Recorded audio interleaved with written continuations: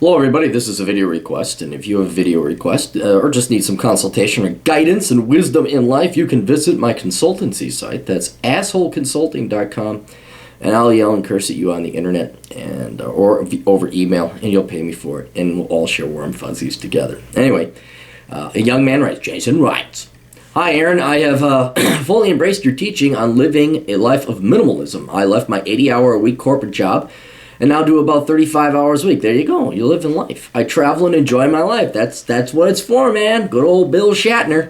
"My question is, I would like to find a girlfriend, but how many women are going to accept the lifestyle of making $20,000 a year and living on the cheap? Thank you, Jason." All right, well, here's the deal.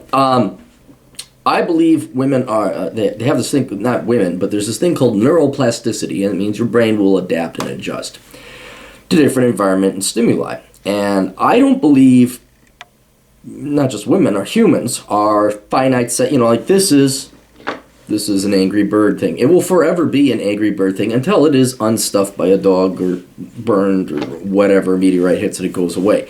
That's finite. This is a motorcycle bumper sticker. I'll put that on my car.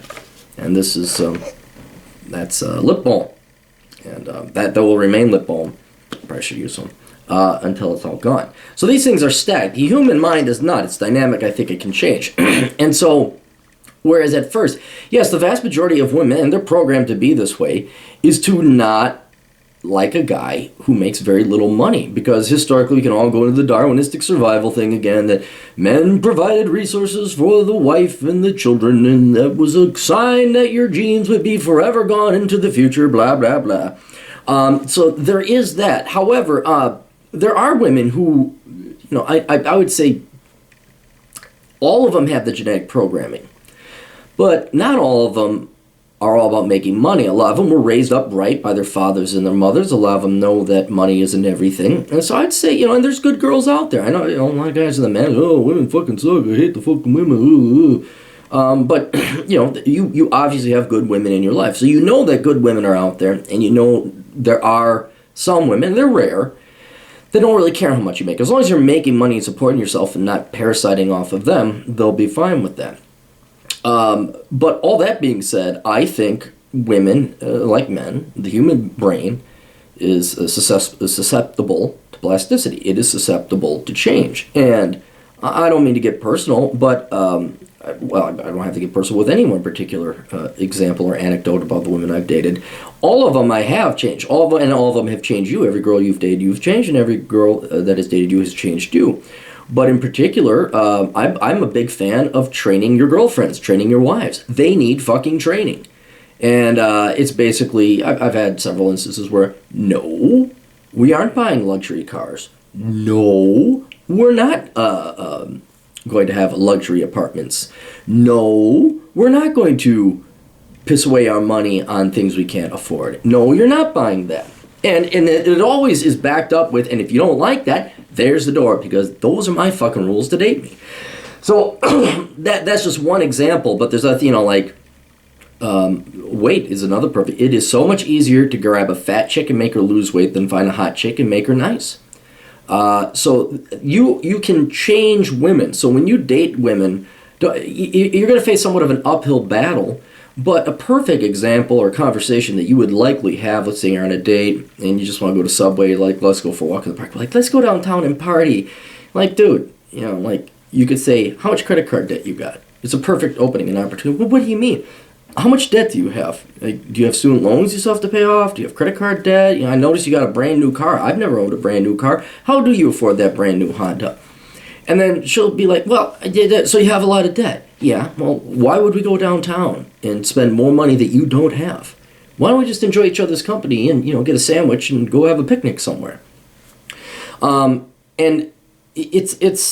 I don't think it's that hard, but I know a lot of people a lot of men fear confrontation with their women. I don't, because otherwise I gotta pay. And I just say, no, we're not doing this. Or you point it out to him, say, hey, why are you doing? And if you present the logical case, you present the empirical evidence, well, you have all this debt, you have all that. I make less than you, I work less than you, I get to sleep in. And you got to bust your ass off, and it's all because of all this debt you have. Why don't you get rid of the debt? Why don't we stop spending why don't we live a more minimalistic lifestyle? And I think you, not only living as an example, setting the example, but inquiring, like, why do you do that?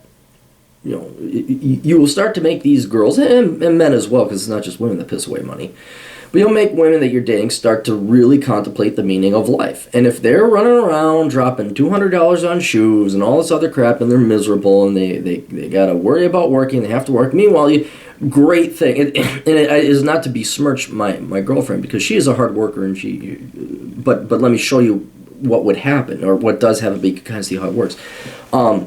You guys know me, I'm self-employed, and I literally wake up, and my office is right next to me. It's my phone, and I grab the phone, so I wake up, and I get some work done, and that's my commute. And then I mosey my ass up here and do this stuff. That's my other commute.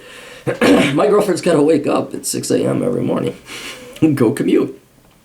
Now, she of course, is a minimalist, and she knows the value of money and all that other stuff. But my point is, it is a daily reminder, like, hey, this kid over here knows something. You know, look at this fucker. He gets to sleep in. He gets to do that. So again, setting the example, living your life by example, I think you will overcome whatever predispositions women may have against you making very little money. I wouldn't mention you make very little money right off the bat.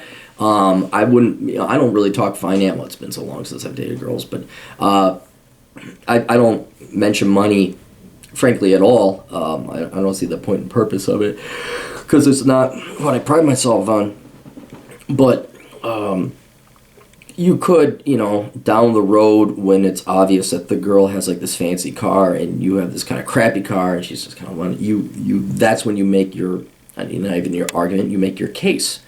I said, well, that's all I make. Why would I want to make more? I get to spend more time. I get to go fish. I get to play video games. I get to work out, all that other stuff.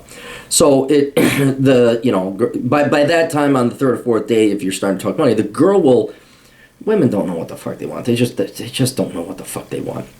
They'll say on the first date they want this, but then by the third date they'll find out they actually like you, and then you dropping it on them that you only make $20,000 a year won't be as devastating or a deal breaker. So you know you gotta have this, you gotta have this, you gotta have this, you gotta have this, you gotta have this, you gotta have this, you gotta have this, you gotta have this. And then all of a sudden they meet you, like a nice guy, you're pretty cool, you fucking rock her world in bed, and after her third or fourth orgasm of the night, she's like, holy shit.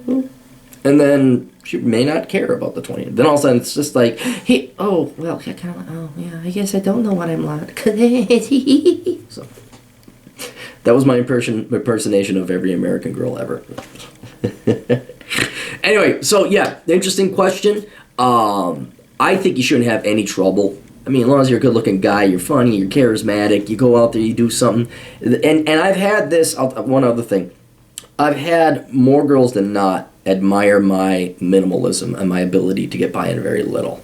I think there's an element of survivalism there. A lot of women focus on the amount of money you make, but then are some women that on the same genetic, biological, evolutionary pre-program is like, look at how good that man is with his money.